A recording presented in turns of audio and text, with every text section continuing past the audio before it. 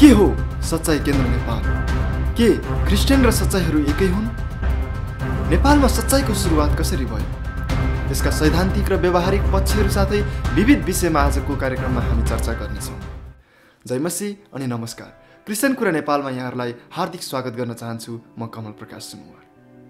हाम्रो यस सामग्रीलाई तपाईँ www.christiankura.com मा गएर पढ्न पनि सक्नुहुनेछ। आउनुहोस् हामी कार्यक्रमतर्फ अगाडि बढौँ।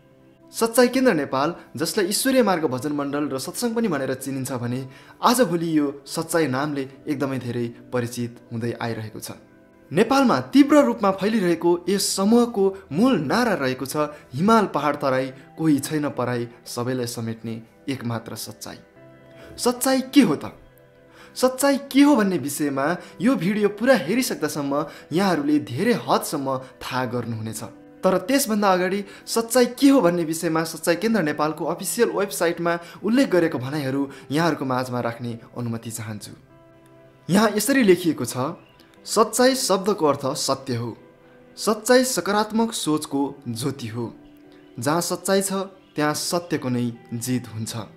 हामी ईश्वरको प्रार्थना गर्छौँ। ईश्वरलाई चिज वस्तुमा होइन, ढुङ्गा माटोमा होइन, मन्दिर मूर्तिमा होइन, स्वयं आफूमा खोज्ने र पाउने विश्वास राख्दछौँ। हामी ईश्वरको सम्झनामा मन लगाइराख्छौँ र यस अमूल्य जीवनको लागि करोड करोड धन्यवाद चढाउँछौँ। हामी मानिसको सोचको सम्मान गर्छौँ र समाजमा बसेको नकारात्मक सोचलाई सकारात्मक बनाउन सधैँ अग्रसर हुन्छौँ।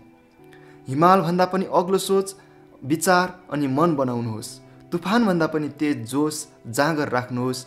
दुनियाँ सबै स्वार्थी छन्, दुनियाँसँग होइन, मन सदा ईश्वरसँग लगाई राख्नुहोस्। यी त थिए सच्चाई के हो भन्ने विषयमा सच्चाई केन्द्र नेपालले आफ्नो अफिसियल वेबसाइटमा सार्वजनिक गरेको भनाइहरू। अब लागौँ नेपालमा सच्चाइको सुरुवात कसरी भयो त भन्ने विषयतर्फ। सच्चाई केन्द्र नेपालले गरेको दाबी अनुसार सच्चाई केन्द्र नेपाल 2071 सालदेखि संस्थागत रूपमा स्थापित भई सञ्चालन हुँदै आइरहेको छ। यसको संस्थापकको रूपमा प्रकाशदीप गैरे हुनुहुन्छ भने सह-संस्थापकको रूपमा उहाँकी पत्नी सुशीला कट्टेल गैरे हुनुहुन्छ। संस्थापक प्रकाशदीप गैरेले अफिसियल वेबसाइटमा आफू देशमा विद्यमान सामाजिक व्यथिति र निराशाजनक राजनीतिक अवस्थाबाट चिन्तित र निराश भइरहेको बेलामा सच्चाइलाई भेटेको भनी आफ्नो छोटो लेखमा उल्लेख गर्नुभएको भए तापनि त्यसभन्दा धेरै नेपालमा सच्चाइको सुरुवात कसरी र कहाँबाट भयो भन्ने विषयमा सच्चाई केन्द्र नेपालले कुनै निश्चित र आधिकारिक जानकारी सार्वजनिक गरेको पाइँदैन। सुरुमा सच्चाई नेपालमा सत्सङ्ग नामले परिचित थियो। यसलाई सत्सङ्ग भनिन्थ्यो। हामीले नर्थ इन्डियाको इतिहासलाई हेर्ने हो भने त्यहाँ 3 किसिमको येशू सत्सङ्गहरूलाई देख्न सक्दछौँ। पहिलो चाहिँ येशू भक्ति सत्सङ्ग, दोस्रो आर्य समाज येशू सत्सङ्ग र तेस्रो चाहिँ सिख येशू सत्सङ्ग। नर्थ इन्डियामा रहेको यी येशू भक्ति सत्सङ्ग र सिख येशू सत्सङ्ग धेरै हदसम्म क्रिस्चियनिटीसँग मिल्दोजुल्दो छन्। यिनीहरूले बप्तिस्मा, प्रभुभोज जस्ता ख्रिस्टियन धार्मिक विधिहरूलाई पनि अवलम्बन गर्दै आइरहेका छन् भने त्यसै गरी यिनीहरूले पाप क्षमा, परमेश्वरको प्रेम, उद्धार, मुक्ति, स्वर्ग र नरकको विषयमा पनि बाइबलीय शिक्षाहरू दिने गरेको पाइन्छ। तर नर्थ इन्डियामै रहेको आर्य समाज येशू सत्सङ्ग भने अलि फरक किसिमको छ। यसले केही हदसम्म बाइबलको प्रयोग, त्यसै गरी परमेश्वरको प्रेम, उहाँको क्षमा र उहाँको शक्तिको विषयमा प्रचार गर्नु बाहेक अरू कुनै पनि बाइबलीय कुराहरूलाई जोड दिएको पाइँदैन। नेपालमा प्रकाशदीप गैरेले सुरुवात गर्नुभएको सत्सङ्ग अर्थात् सच्चाइ पनि नर्थ इन्डियाको आर्य समाज येशू सत्सङ्गसँग धेरै हदसम्म मिल्दोजुल्दो रहेको हामी पाउन सक्दछौँ। त्यसो त सच्चाइले नेपालमा के कस्तो क्रियाकलापहरू गर्दै आइरहेको छ त? विशेष गरी सच्चाइ केन्द्र नेपालको सदस्यहरू प्रत्येक हप्ता एकै ठाउँमा भेला हुने गर्दछन् र जब उनीहरू एकै ठाउँमा भेला हुन्छन् त्यहाँ विशेष गरी 4 किसिमको क्रियाकलापहरू हुने गर्दछन्। पहिलो चाहिँ उनीहरूले भजन गाउने गर्दछन्, जुन भजन चाहिँ संस्थापक प्रकाशदीप गैरे र उहाँको पत्नी सुशीला कट्टेल गैरेले लेख्नुभएको भजनहरू छन्, जुन भजनहरू चाहिँ ख्रिस्टियन भजनहरूभन्दा बिल्कुल फरक भजनहरू हुन्। दोस्रो रहेको छ गवाई। सच्चाई केन्द्र नेपालको सदस्यहरूले सच्चाई केन्द्रमा आइसके पछाडि कसरी आफ्नो जीवन परिवर्तन भयो, आफूले कसरी रोग बिरामीहरूबाट छुटकारा र चङ्गाई अनि निको भयौँ भन्ने विषयमा धेरै गवाईहरू बाँड्ने गरेको हामी पाउँदछौँ।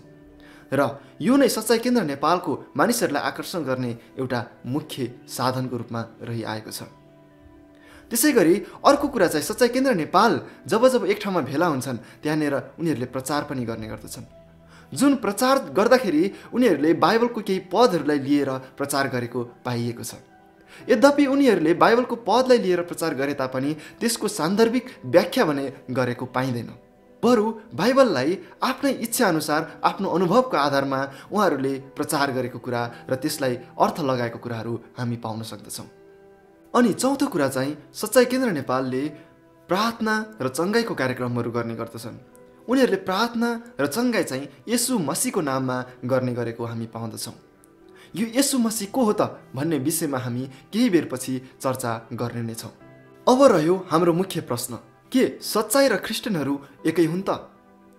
हामी कतिजनालाई यहाँसम्म आइपुग्दाखेरि सच्चाइ र क्रिस्चियनहरू त एउटै रहेछन् भन्ने जस्तो हामीलाई लागेको होला र हामी कतिजनालाई चाहिँ सच्चाइ र क्रिस्चियनहरू चाहिँ फरक रहेछन् है भन्ने जस्तो लाग्यो होला। वास्तविकता के हो त? आउनुहोस् हामी वास्तविकतातर्फ अगाडि बढ्नेछौँ।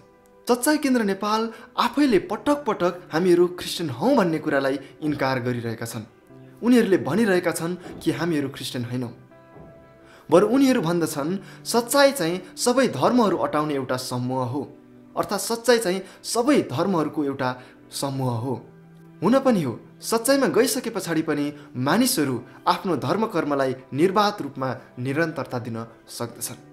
त्यसैले सच्चाइ केन्द्र नेपाल आफैले हामीहरू क्रिस्चियन होइनौँ भनेर भन्दा भन्दै हामीहरूमध्ये कसैले यिनीहरू त क्रिस्चियन नै हुन् भनी दाबी गर्नु हामीहरू आफैलाई मूर्ख तुल्याउनु हो जस्तो मलाई लाग्दछ। अर्को महत्त्वपूर्ण कुरा के छ भने सच्चाइ केन्द्र नेपालको सिद्धान्त र क्रिस्टियानिटीको सिद्धान्त चाहिँ बिल्कुल फरक छ।